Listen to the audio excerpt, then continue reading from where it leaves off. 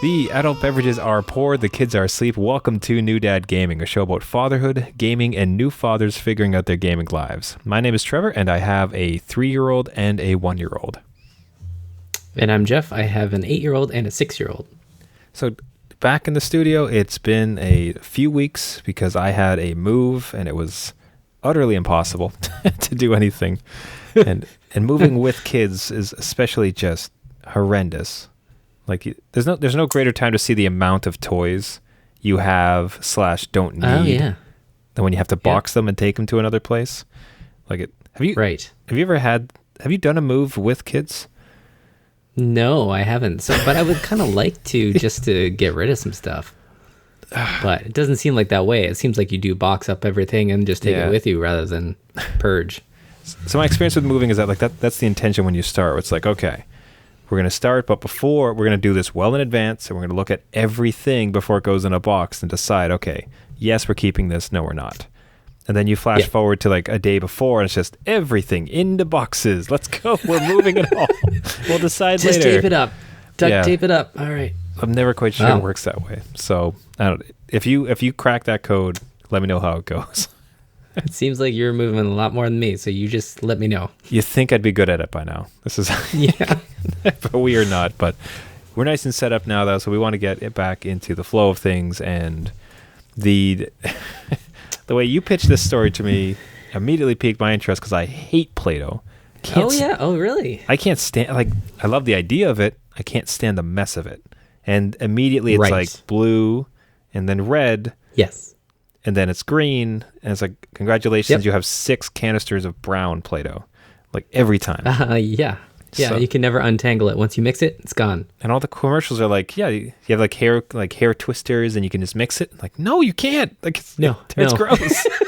I'm sorry, but Play-Doh, it's awful. What do you mean? Well, like you said, it's it gets everywhere. It's messy. You get that stuff in the carpet. It just never comes out. It's horrible to work with. I love the idea, like you said, of Play-Doh. So to me, it seems like you wouldn't want something that is hard to clean up in the schools. God, no. Which is what my son's kindergarten class has in the classroom is Play-Doh. And, here's me going about my day at work, and then I get a phone call from the school saying, hey, what do you do with Play-Doh?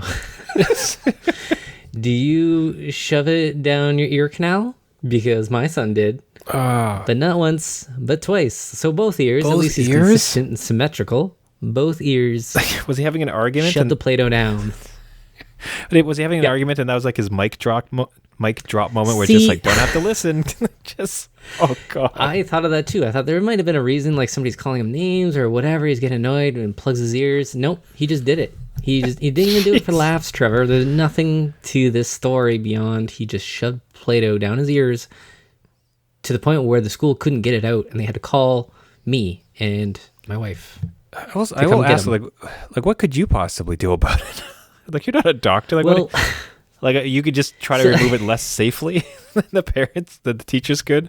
Well, I think, how do you remove Play-Doh? Usually you get a little bit more Play-Doh and you stack it on top and pull it, you ball it up.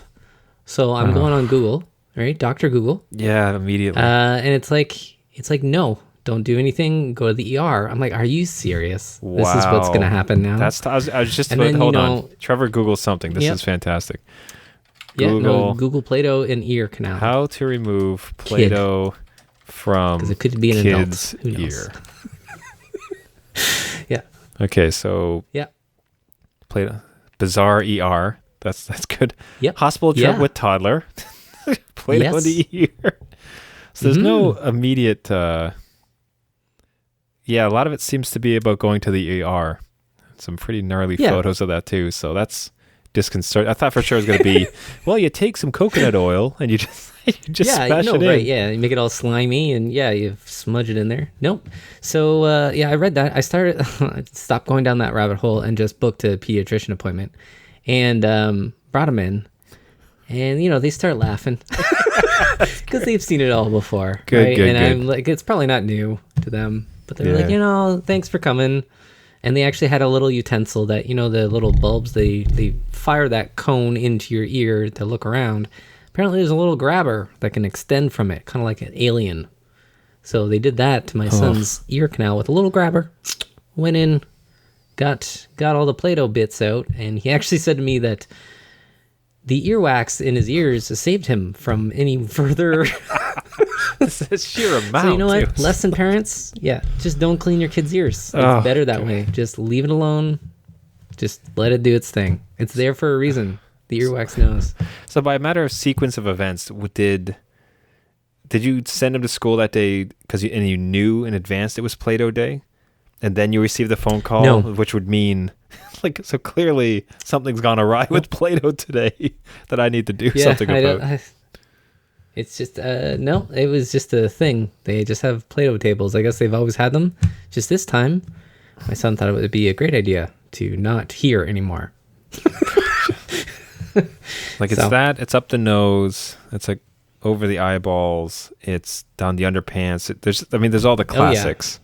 And underpants fine. Underpants I can deal with. There's nothing. There's no ER trip involved. That's just don't shove it in your eyes or your ears. Come on. I'm Be worried sensible. about everything possible now. I'm like, nothing goes in those orifices. Nothing. Zero things. Man. Yeah. Not apple juice, not Play-Doh, nothing. Stop it. So that's my adventure. Again, those school phone calls, man, they are like, what's happening today? Like, it's like this Pandora's box. Like, you have no idea. Like, this is the Mario school question mark. You hit it, you have no idea what's gonna pop out. And that just a sentence too. It's like, this is the school calling. You're like, oh no, what does that mean? What does Maybe this they're mean calling for for good things? Like he's been such a good boy today. It's great. We're gonna give you a call to say he was that. perfect. No. He did everything he was no way. asked. There's no Play-Doh anywhere. Like nothing happened. Nope. No, nothing like that. So That's good. Yeah, that's a different my type of Play-Doh. service. Oh no, uh-oh. But so you use Play-Doh to build stuff. I think the transition. Let's talk about some positive building, because Yes. if anything, it's kind of a report, because when we last spoke, you were super jazzed because Smash Brothers had released their level builder, which, by the way, like surprising nobody, like the internet did exactly what you thought the internet was going to do with the level builder, and just like the first 5 Definitely. images I saw of custom maps were exactly what you think they were going to be. Yes. Which is just like, it's just like, don't lose your charm, I guess, internet. It's just you just had to get that out of your system. But I think hopefully now that people have kind of got those jokes out of their system, we'll see some really cool levels. What's it been like with your kids? Like, have they taken to it? Because they were killers with Mario level builders. Yeah, so both my kids really love building that stuff. I built some pretty sweet levels of my own. Like I say so I built yourself. I'm gonna just plug myself like a little switch where the Joy-Cons would go up and move down. Like it was all on motion paths. It was like this cool little, like you're battling on a Switch kind of thing. And kids loved it. It was great. And then they go to they're like, hey, Dad, we built some levels when they had some screen time. And these things, if you want to break a game, it's like every element. So you could do all the textures and you can make lava and ice and all. Every single one of them is on different surfaces. And you're like, this is impossible. I can't. This is not fun. So anyway, we played a couple games like that where it's just like the game is glitching out. Like even the AI can't get out of a zone because it's like it's got like level roof and level floor, or and then lava on the sides. It was something. That's just something. Practice. Like I'm just picturing it too, where it's just like you drop this poor AI into what is like just the most heinous, like mean spirited level of like lava. Yeah, it's not about attacking each other. It's just surviving the level. Like there's no play involved. It's just like don't die to the level's natural environments.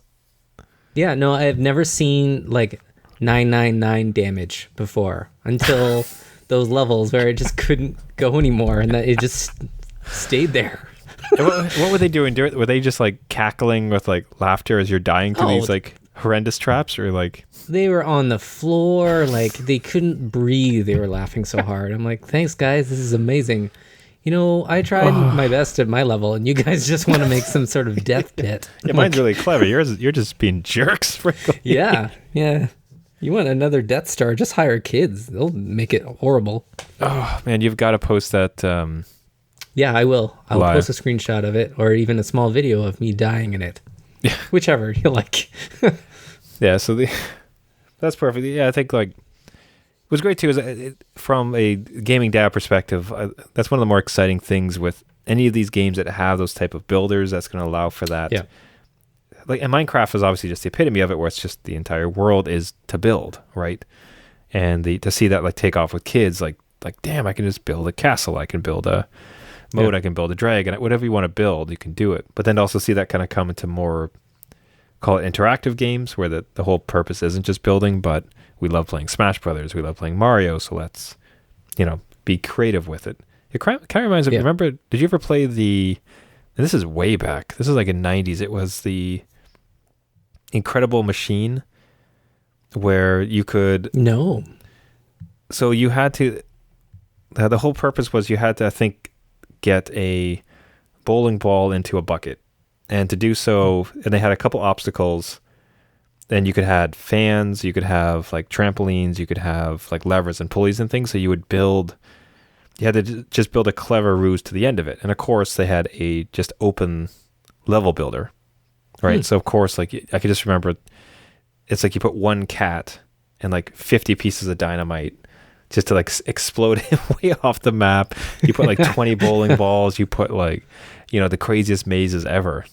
And it's just, it's great to see these things come to fruition where it's like, oh, that we did something similar back in the day with those type of nonsense. And here it is, except now it's Mario and it's like Minecraft and all these amazing things.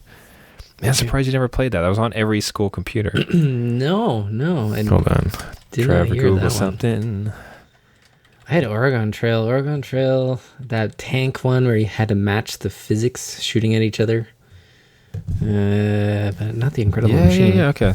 So here it is. Like you might recognize I gotta make sure I turn off the audio.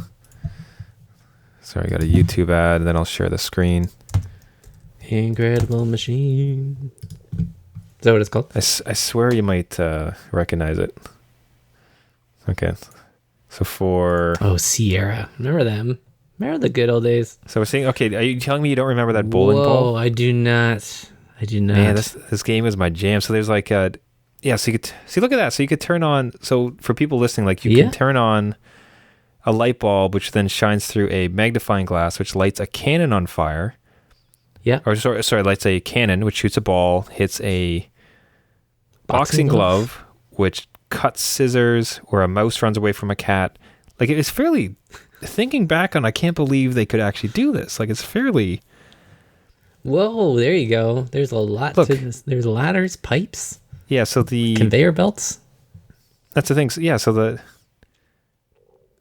a baseball falls on a flashlight, which, goes through a magnifying glass, which lights a candle, which set up a... here was the other part. Oh, yeah, then there's gears. So if you hit a mouse, you could set up a mouse wheel, and if you hit the box that contained the mouse wheel, you could then turn a gear. Okay. Yeah, man. When I first described it, I did not even do this thing justice with how crazy it actually was. So anyways, there's levels, like you have to light the rocket, and you need to like place 6 or 7 things to make it happen. But then there's also just open mode where it's try to make something crazy happen. We got a gun. There's no way that gun would make it into a modern version of this game. No, yeah, it's like a huge pistol. Okay, so I encourage every dad. Like I'm telling you, most dads I think would remember this one, The Incredible Machine, 1992. Whoa! This level of complexity. Back. Oh yeah. So wow, man, is that nostalgia trip? It is way too much. So, I gotta download that game, see if I can play it again. I was about to say, I'm like, can that run on your machine? Yeah, find it. Now, so actually, in taking off that screen, we kind of jumped ahead to our seeing of another post, but I think that actually makes for a pretty good transition here for Gaming Dad Victory of the Week. So, each week we feature an exceptional gaming dad, and often they're kids who are doing fatherhood and gaming so well. So this week's victory goes to gaming dad John from Maine, who cooked up the perfect cake for his gaming son's birthday. So, Jeff, why don't you walk us through what we're looking at here? Or rather, we have who's looking at us? A delicious photo of a cake done to perfection of a Mario head. Like, this thing looks picture perfect. It's probably made out of fondant or something, that it's just, again, it was a baker that I guess made this, that they commented on, but it's a Mario head as you would see drawn by Miyamoto or whatever, just on a cake. I can't even see a flaw in it. It's great. It's amazing. I wouldn't eat the cake. I would just say, no, we have cupcakes instead, and leave this in the fridge for a bit because it looks perfect. So I imagine the 4-year-old was over the moon. Happy birthday, Simon, by the way. Yeah, absolutely. So, but yeah, because I've seen some where it's just like they'll print it on a cake that's kind of roughly shaped like it, but this is like there's layers to it where the M, you have like the background black layer which acts as a line, and then there's a white, and then like the M is even further raised up. Like this is a stunning cake, and you're telling me you're a 4-year-old who loves Mario, and you open this on your birthday? Like, damn, that's amazing. Yeah. That's perfect. Yeah, Mario come to life. Yeah. So I wonder if they did eat it. I would love to hear an update from the gaming dad, John. Other questions. How was there any trepidation? Now the problem is too, because now I love Mario, but I love cake. So like, right, exactly. So not sure.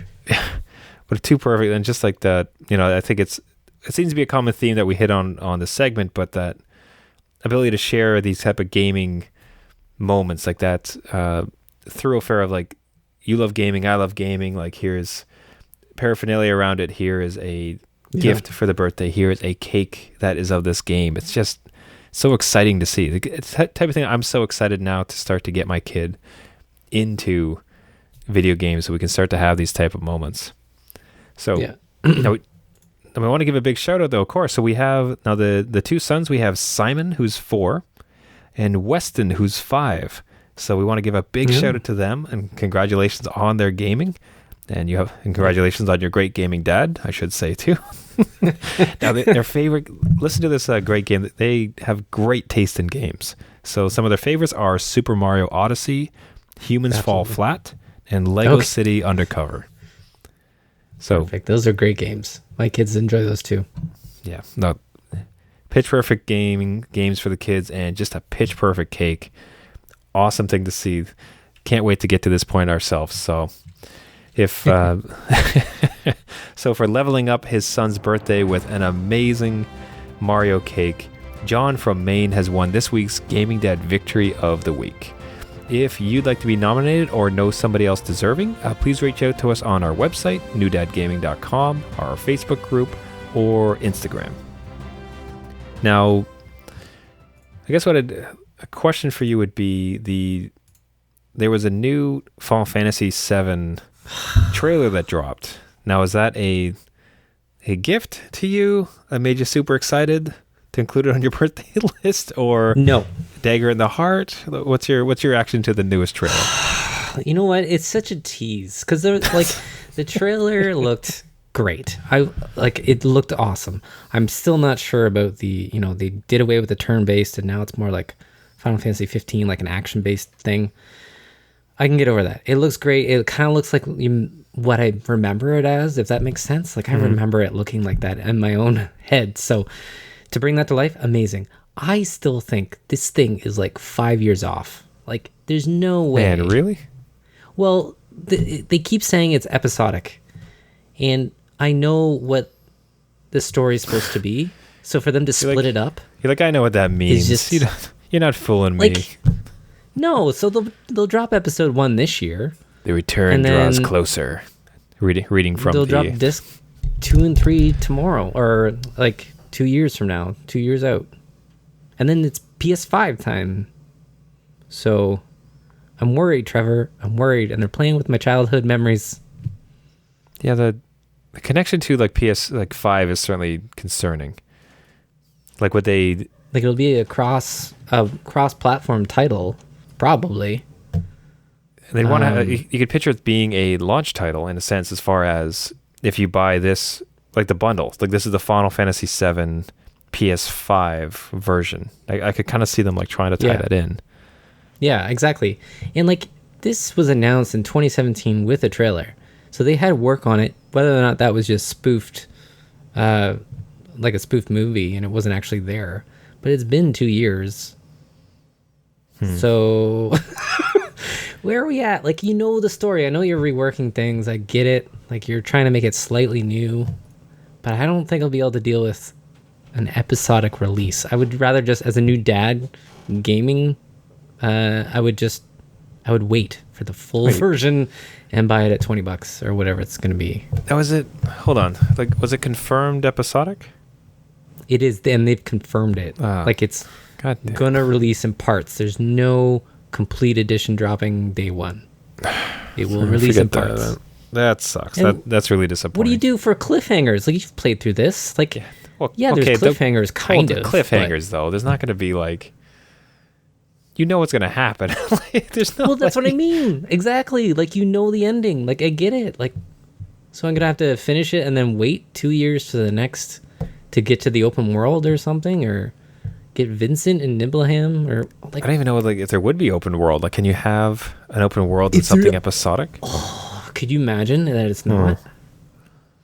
Like, that could you would do kill, like?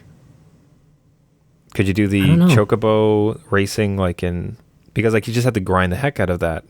Does that make any sense in episode? One whole episode is just Golden Saucer. One whole episode is Golden Saucer. That's it. I spent a lot of time there. So. Man, they better have the snowboard game. That was such a good time. Love the snowboard and the Golden Chocobo. Yeah. Yeah, it's that becomes very, because if it's story /action driven, like the open world stuff doesn't particularly make sense. Like, I see, like, are they going to let you grind levels? Right? And just because in that sense too, like, at least, like, from, like, this chapter's ended, next one's not going to come up for 4 months. Feel free to just grind for grinding that time and, like, prepare your character. Yeah, I don't know that they can do open world. How does that work? That doesn't work. fit.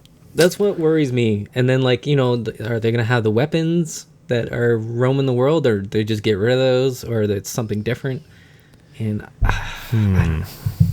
that's a lot of troubling details. Yeah. That's it. It looks beautiful. Looks real nice. It looks amazing. It looks great. It looks like even the characters that, the two that spoiler alert, that they die in the beginning, even them just come to life as real people. Looks wicked. And even the train doesn't look like a polygon art thing. It's an actual train. You just but imagine having that, except just the old exact game otherwise. Like, all the systems, just turn-based RPG. I love it. That's like, if they just, like, did. I know they didn't. Bums me out. Playing with emotions. Yeah, you just have to just redo the whole thing in your new engine, be done. Your Final Fantasy 15 engine, whatever that was called, that took 10 years to build, just pop Final Fantasy 7 assets into it, build them there, pump it out. Get it out. Like, that's all we wanted. We didn't want to hold... I'm great. You're going to do extra things. Got it. But come on, just give me the game. No one's going to remember this. My kids don't even know. They're like, hey, you know the cloud game that you really love? I'm like, Final Fantasy 7? Yeah. So... we'll see. You mean that action RPG? Yeah. We'll get it in college when they... it's going to be 10 years. Another decade. We're good. Man, they are really slow in releasing too, so it's just... if it's like one a year, and it's a huge game, the thing is just absolutely massive. I guess I've never really... the episodic... I could very conveniently forgotten that as episodic. So, you... reminding me of that has made me really down on the game immediately. Like, darn, that sucks. I really wouldn't want that. But then, so the realization now that it's going to be open world, or like, how on earth can you have an open world inside of an episodic game? And then how can you do some of the weird grindy things that were so enjoyable about it? So, like, if you got the Golden Chocobo and you got to the island so you could get Knights of the Round. Yes. Does that exist? Can you possibly do that in something episodic if it's really story driven, or are you throwing out all those oddities and just going to have, like, a real streamlined movie experience, basically? I don't know, and that's what I mean. Like, we don't have enough information. What we do know is that they've taken their sweet time with it and fired the people that created it. So they went back and started at zero again. Yeah, like, the guy at the helm, Nubo Umatsu or whatever, he's a genius, but you can't can't lead these things. He takes forever. Did you ever play the PSP spin-off with not Vincent, the guy who Cloud thought he was? Yeah, what's his name? It was on the tip of my tongue. Yes, I did though. Okay, hold on. Crisis Core, right? Final Crisis Fantasy Core. VII, Crisis Trevor's Core. gonna Google something. Final What is his name that bugs me now? It bugs me that I can't think of it. Damn it. Let's see here. Final Fantasy on PSP. Crisis Core. But you assume his life, right? You just make it yours. Like you imprint. Yeah. Hold on. Going to That was a good Wikipedia game. here for this one. What I'm thinking is like I remember the action. It felt very much Final Fantasy, right? Mm-hmm. Like I was playing it, there was no mistaking the style and the flow very much being Final Fantasy, but it was action. Like that was an action Okay. RPG. So you were running around and like I enjoyed it actually. Like as far as like dodging and like having to be a bit more tactical in the strike, like that was all great. And it had a bunch of like oddities as far as like grinding, trying to find some stuff. Primary focus on Zach Fair. Okay, yeah, Zach. Yes. Zach, the guy? Okay. Yep. That's one, yeah. Big old Buster Sword. Zach. Love it. See, if they want to make that DLC, like episodic, like, hey, we redid this little bit too, and we're going to add it into your already complete game. That's so cool. That's fine. Great. Scar gameplay. But to have... Oh, yeah. Look at that, eh? That brings back memories. PSP. That was such a good system. A lot of people didn't like it, but you know what?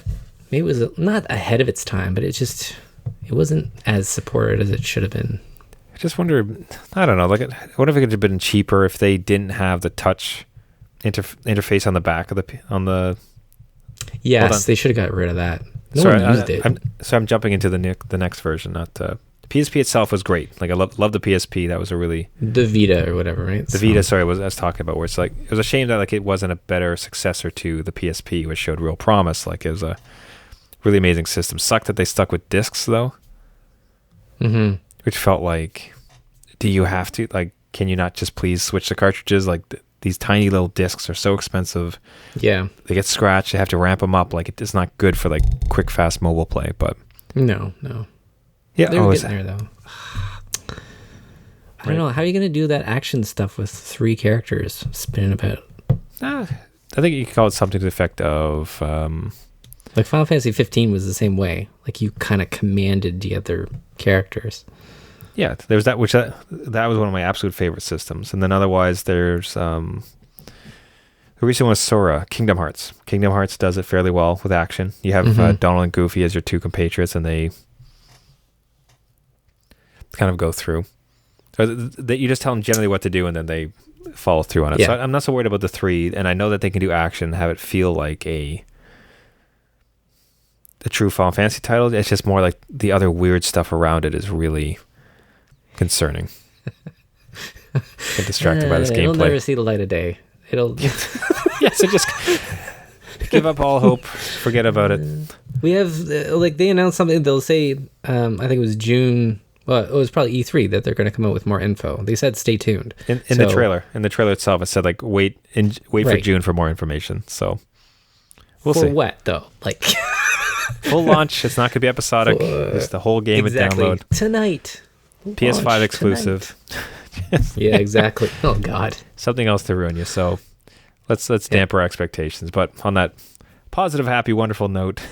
Let's wrap it up for this evening. As we went down a terrible rabbit hole of Final Fantasy we weren't expecting. We're just so passionate about it. It's so hard. It is. That's all it is. So, thank you everybody so much for listening. This has been New Dad Gaming. If you'd like to reach us with a question, a game tip, if you have a different opinion about Final Fantasy VII and where exactly it's going, or a Gaming Dad Victory submission, you can find us at our website at newdadgaming.com. Find us on a Twitter account. the Facebook group, or more importantly, recently, the Instagram account. If you'd like to subscribe to the podcast, you can find us on Spotify, iTunes, Google Play, Stitcher, and any of the other podcasting services. If you like the show, we would really appreciate a like, review, and a share, as we're trying to get out there and reach as many gaming dads and Final Fantasy VII fanatics as possible. So, until next time, my name is Trevor, and I have a 3-year-old and a 1-year-old. And I'm Jeff. I have an 8-year-old and a 6-year-old with no Play-Doh in the ears. Yes. So stay tuned next week to see if that holds up. Play-Doh update. Yeah. Play-Doh update 2019. All right. We'll see you next week. See ya.